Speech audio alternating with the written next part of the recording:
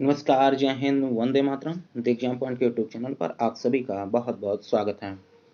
दोस्तों, आज के इस वीडियो में हम लोग जो है पढ़ने वाले हैं आधुनिक भारत का इतिहास। और आधुनिक भारत के इतिहास का जो वन लाइनर है, ज़्यादातर हिस्सा हम लोग जो है वन लाइनर के माध्यम से कवर करेंगे। और आधुनिक भारत का जो इतिहास है, इसको जो है हम लोग कई सारे क्लासेज में इसको कवर करने वाले हैं, जो कि आने वाले जितने भी एग्जाम हैं सभी एग्जामों के लिए जो है ये वीडियो आपके लिए इम्पॉर्टेंट होने वाला है।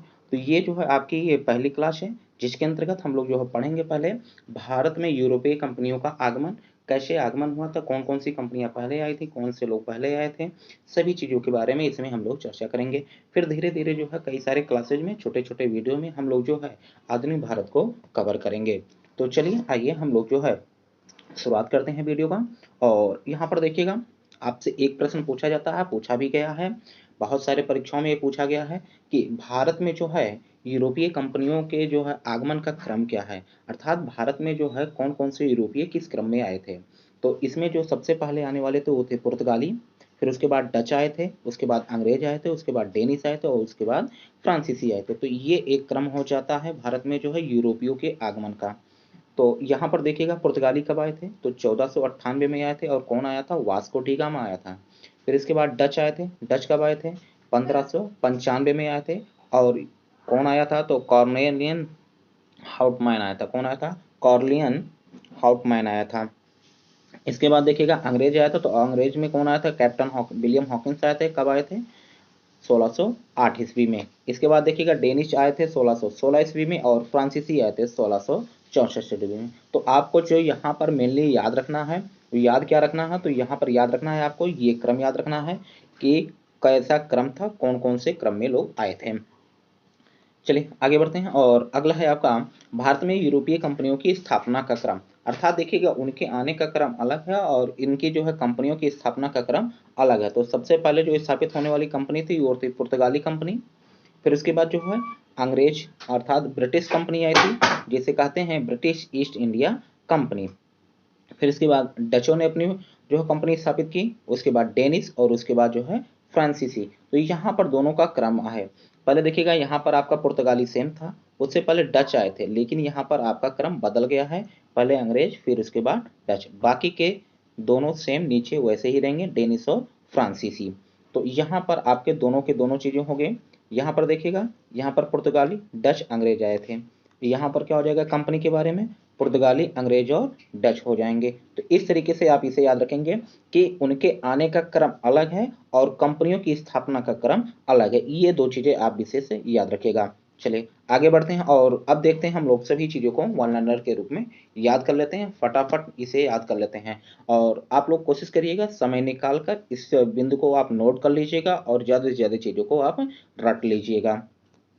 तो देखिएगा, भारत में सबसे पहले आने वाले यूरोपीय कौन थे, तो पुर्तगाली थे। तो भारत में सबसे पहले कौन से आए थे यूरोपीय, पुर्तगाली आए थे।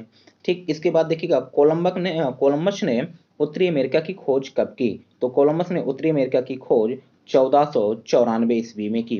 हालांकि कोलंबस निकला था भारत की खोज में और रास्ता इसका गलत हो गया और चला गया उत्तरी अमेरिका। तो उत्तरी अमेरिका की खोज कब की थी, 1498 ईस्वी में। इसके बाद देखिएगा वास्को डी गामा भारत कब आया था, तो वास्को डी गामा भारत आया 1498 ईस्वी में और कालीकट बंदरगाह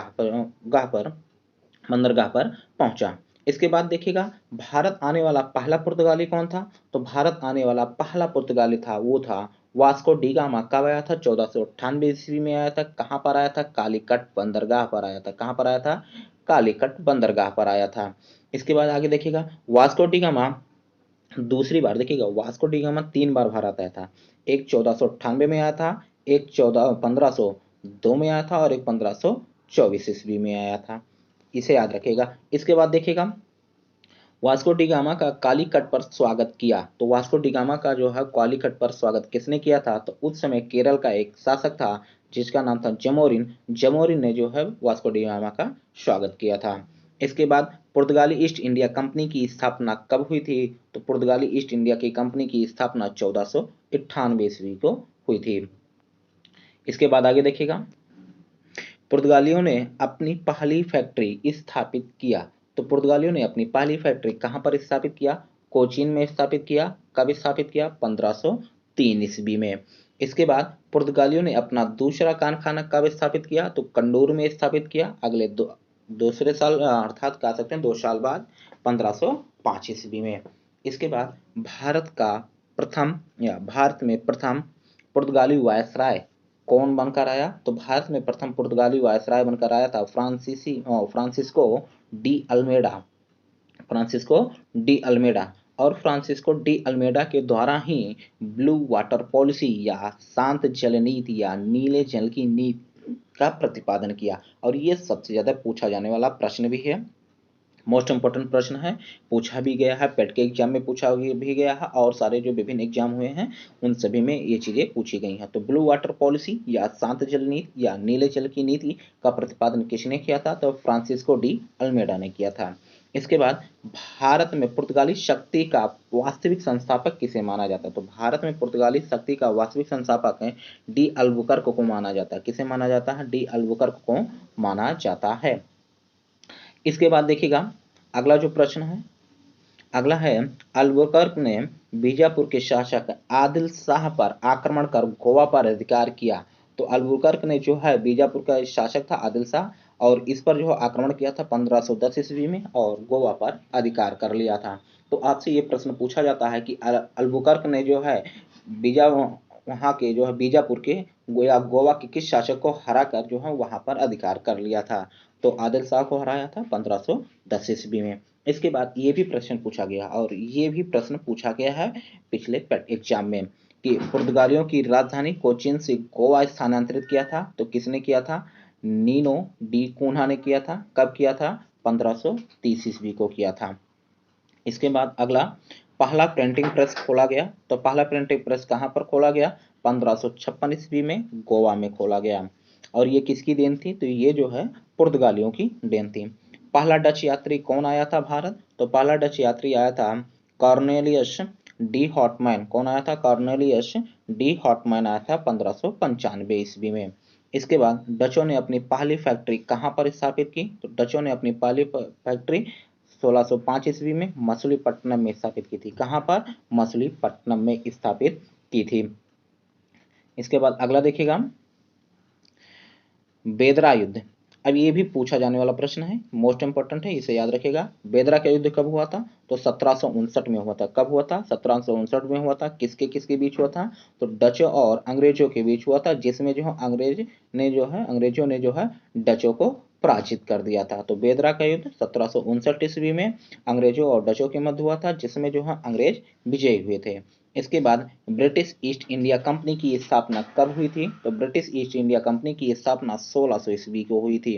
इसके बाद ब्रिटिश ईस्ट इंडिया कंपनी के गठन के समय भारत का बादशाह कौन था? तो अकबर था। कौन था? अकबर था। तो यही जब ब्रिटिश ईस्ट इंडिया कंपनी सन 1600 ईस्वी में जब हुआ था गठन इसका, तो उस समय जो है भारत का बादशाह कौन था? अकबर था। चलिए नेक्स्ट है आपका, भारत में ईस्ट इंडिया कंपनी के कारखाना स्थापित के समय भारत का बादशाह कौन था?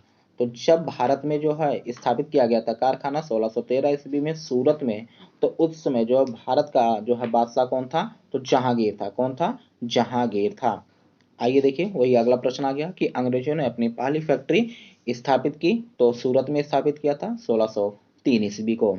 इसके बाद कैप्टन हॉकिंस जो कि 1608 ईस्वी में आया था, को इंग्लिश खां की उपाधि किसने दी? तो ये याद रखने वाला प्रश्न है आपका कि इंग्लिश खां की उपाधि को जो है कैप्टन हॉकिंस को किसने दिया? तो जहांगीर ने। या ऐसा भी बन सकता है प्रश्न कि जहांगीर ने जो है किस अंग्रेज अधिकारी को या किस अंग्रेज यात्री को जो है इंग्लिश खां की उपाधि दी?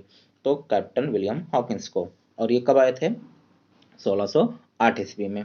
इसके बाद किस अंग्रेज ने जहांगीर को अपनी बग्गी उपहार में दी? तो देखिएगा थॉमस रो, विलियम हॉकिंस से बात जब नहीं बनी तो जो है आगे जो है थॉमस रो आया था, और थॉमस रो ने जो है अपनी जो है बग्गी, जो एक तरीके से जो घोड़ा गाड़ी होता है, बंद गाड़ी होती है, उसको जो है जहांगीर को उपहार में दिया था। इसके बाद अंग्रेजों ने अपना पहला व्यापारिक कोठी कहां पर स्थापित की? तो अपनी कंपनी की स्थापना या कारखाना स्थापना के 1 साल पहले अर्थात सूरत में 1612 ईस्वी में। इसके बाद अंग्रेजों को मुंबई किससे मिला? तो देखिएगा अंग्रेजों को बम्बई किससे मिला था, तो अंग्रेजों को बम्बई दहेज से मिला था, ठीक है ना। पुर्तगाली की जो है राजकुमारी से शादी करने के लिए बाद जो है दहेज में मिला था, कब मिला था, 1661 ईस्वी में।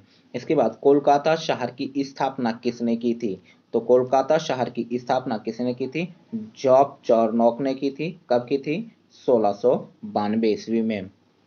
इसके बाद ये भी प्रश्न पूछा गया है, सुनहरा फरमान अर्थात दस्तक किसके द्वारा जारी किया गया, तो फर्रुखसियर के द्वारा जारी किया गया। किसके द्वारा जारी किया गया, फर्रुखसियर के द्वारा जारी किया गया। और इसे क्या कहा जाता है, घृणित कायर कहा जाता है। तो इतिहास में घृणित कायर के नाम से कौन प्रसिद्ध है, तो फर्रुखसियर, जो कि एक जो है मुगल बादशाह था। तो ये चीज आप याद रखिएगा कि फर्रुखसियर को घृणित कायर कहा जाता है। इसके बाद फ्रांसीसियों की बस्तियों का वास्तविक संस्थापक किसे माना जाता है, तो मार्टिन को माना जाता है। किसे माना जाता है, मार्टिन को। और पांडिचेरी शहर की स्थापना किसने की थी, तो मार्टिन ने की थी 1672 ईस्वी में। तो देखिएगा आपको दो शहर याद रखना, एक कोलकाता शहर की स्थापना किसने की थी, तो जॉर्ज चार्नोक ने की थी, कब की थी, 1692 ईस्वी में। और पांडिचेरी जो वर्तमान में पुदुचेरी या पांडुचेरी है, ठीक है ना, उसकी स्थापना किसने की थी, तो मार्टिन ने की थी 1672 ईस्वी में। इसके बाद बेदरा का युद्ध, किसका युद्ध, बेदरा का युद्ध। तो बेदरा का युद्ध किसके किसके मध्य हुआ था, तो डचों और अंग्रेजों के मध्य हुआ था 1759 ईस्वी में। दो बार रिपीट हो गया, हालांकि यह याद रखिएगा। और इसी के बाद जो है अगले साल होता है वांडीवास का युद्ध, जिसमें जो है अंग्रेजों के मध्य होता है और फ्रांसीसियों के मध्य, अंग्रेजों और फ्रांसीसियों के मध्य होता है 1760 ईस्वी में, जिसमें जो है अंग्रेजों ने फ्रांसीसियों को शिकस्त दे दी थी। तो इसके बाद जो है अंग्रेज जो यहाँ पर फ्रांसीसियों का जो है प्रभुत्व धीरे धीरे कम होता चला गया था। तो ये दो युद्ध याद रखिएगा, एक बेदरा का युद्ध, एक वांडीवास का युद्ध। बेदरा का युद्ध होता है 1759 ईस्वी में और वांडीवास का युद्ध होता है 1760 ईस्वी में। दोनों अंग्रेजों ही थे, विरुद्ध था, लेकिन बेदरा जो था वो डचों के बीच बीच था और वांडीवास जो था वो फ्रांसीसियों के मध्य था। और इसमें डच और फ्रांसीसी दोनों पराजित हुए थे। इसके बाद फ्रांसीसी भारत छोड़कर कब चले गए थे, तो फ्रांसीसी 1954 ईस्वी में भारत छोड़कर चले गए थे। तो दोस्तों आज के इस वीडियो में हम इतना ही रखते हैं। इससे आगे की वीडियो हम लोग जो है कल अगले वाली क्लास में देखेंगे, क्लास 2 में देखेंगे। ये वीडियो अगर पसंद आ रहा हो तो वीडियो को जो है ज़्यादा से ज़्यादा शेयर कर दीजिएगा, लाइक कर दीजिएगा। और चैनल को अभी तक सब्सक्राइब नहीं किए तो चैनल को भी सब्सक्राइब कर लीजिएगा, बेल आइकन प्रेस कर लीजिए, जिससे जब भी वीडियो अपलोड किया जाए तो उसका नोटिफिकेशन आपके पास पहुंच जाए। तो वीडियो अच्छा लगा हो तो ज़्यादा से ज़्यादा शेयर जरूर करिएगा। फिर मिलते हैं एक और बेहतरीन क्लास में, तब तक के लिए जय हिंद।